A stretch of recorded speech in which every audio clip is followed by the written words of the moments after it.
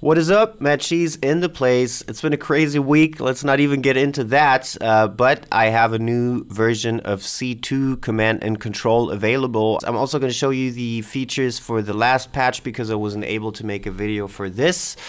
And this brand new patch brings us mainly some new features in terms of compatibility with other add-ons. The first one being enhanced movement by the great Bad Benson. And the other add-on is advanced repelling by Duda123, which is going to be available for helicopters inside of my planning tablet. Alright, so I got my guys standing over here and there's an obstacle between where we are and where I want them to go. So for yourself as a player, this would usually not be a big problem if you're running enhanced movement on your machine. You would just approach the wall and climb over it, but these features were not available for your AI yet. So I was trying to make that accessible, and Bad Benson actually sent me the instructions and the commands to make that happen. Thanks so much for that.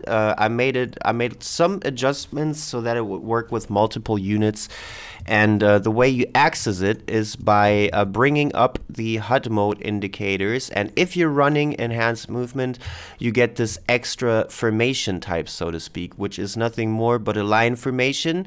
The key difference here being that it doesn't only snap to the environment, but it also makes the indicators face whatever object so that the unit can look at it and climb over it or on top of it, and you can also still change the spacing. So let's send the guys over there in a little peel, ideally just for visual purposes. They're gonna run over there and they're gonna detect the obstacle, climb over it. At the moment they could theoretically get stuck in a swimming animation, which is nice that it's not happening. So I'm gonna follow these guys, jump over, have them return to formation, and we overcame this obstacle.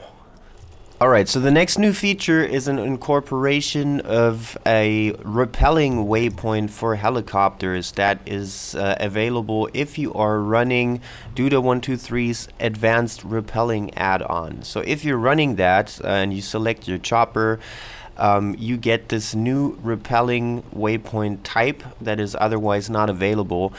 And you can set that anywhere, but the special thing is that it detects if it's set on a building. For example, this is the hospital and this would be the helipad. So we're gonna drop it right on the helipad, and then let's say we're gonna give the guy a landing waypoint to just piss off and land at the AAC airfield for whatever reason.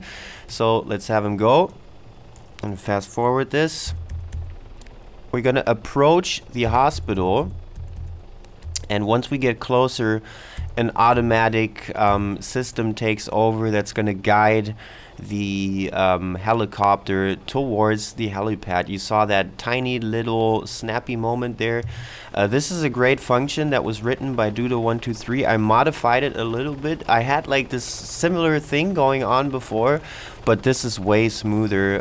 At the moment now he's raising up before we get dropped out a little bit, which is not ideal. I'll fix that. It's my fault, not Duda's. But anyways, we get repelled down to the helipad, and now you see something that looks slightly goofy at this time, but it's necessary. I promise I'm gonna make this better, and I'd rather have you see it in this shitty state how it is. First of all, the chopper is leaving, which is nice, but these guys are being guided to the closest building positions, and it looked hella goofy because it's this kind of like impromptu unit play thing that's happening.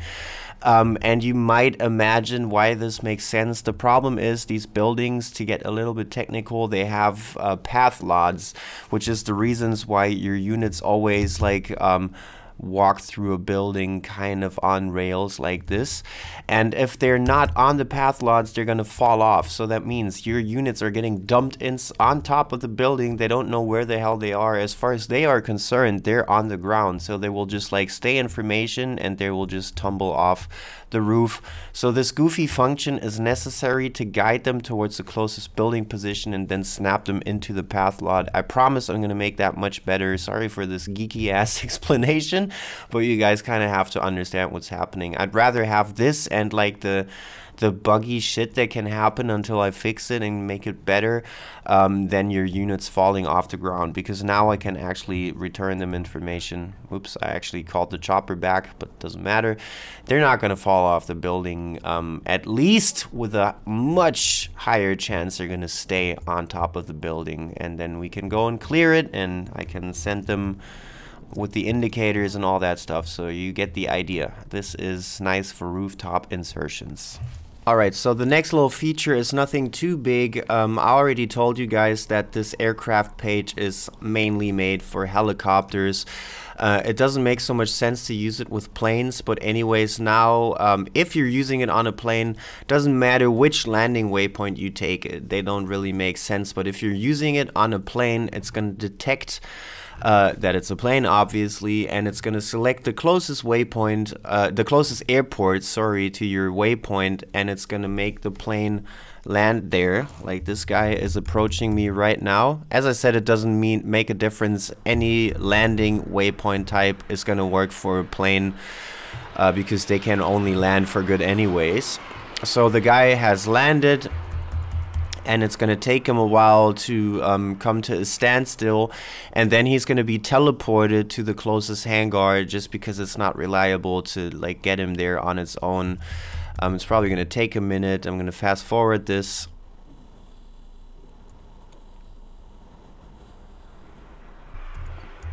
Okay, so now it should only be a matter of time until he gets teleported to probably this hangar that we see back there.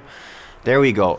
He got teleported there. As I said, the taxiing stuff in Arma is not designed for this kind of crazy stuff. It would probably crash or whatever. So now he's sitting there, and the only reason I can make him sit there without trying to leave again is by robbing him of his fuel. But don't worry about that. It just means that he's going to stand there and he's not going to try to fly off.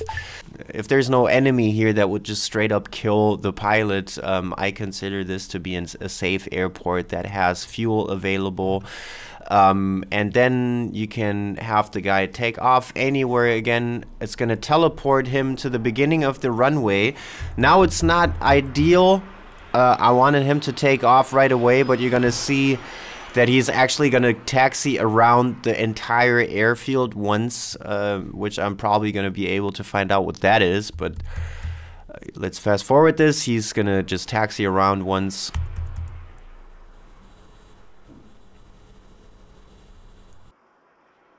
Alright, so he was just checking out the situation a little bit, and he had a little ride around the airfield. Anyways, now he's going to take off. And he is, whoa, look at this shaky dude. He's back in business. So that's just a little tiny gimmick. And actually, the hangars need to be empty. It's going to detect if there's an obstacle or anything so they don't crash and stuff. So you can theoretically land a bunch of planes at the airport and then maybe disband them to the reserves, so you don't make any mistakes or they don't get on your nerves while they're actually like back at base. Alright, so then some last little things that were actually in the last patch already. There is a new circle formation available in HUD mode, and you can resizes and whatever. By default, the guys are gonna be facing outside of the circle, but you can change that by just using your mouse wheel without any modifiers, and you can make them change their facing to inwards. Sorry, that was a weird sentence. Anyways, let's send the guys there. This is a 360 security if you want, and it's going to detect how many units you're using to distribute them over the circle evenly. This is also available in planning mode now, so you can just let's select everyone. Now you have this circle formation which you can drag the size of. So I don't know, let's say I want them all to do the same thing that they're doing now. I want them to secure my position 360.